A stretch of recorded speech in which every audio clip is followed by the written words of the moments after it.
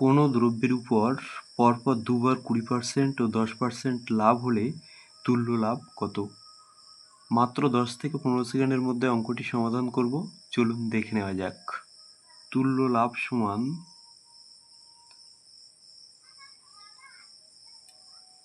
20 plus 10 plus 20 into 10 by 100।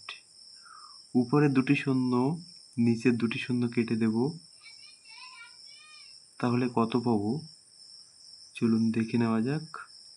20 যোগ 10 30 plus 2-এর সঙ্গে 1 গুণ করলে 2 1-কে 2, তাহলে মোট এখান থেকে আমরা পাচ্ছি 32%। আশা করি অঙ্কটি সকলেই বুঝতে পেরেছেন।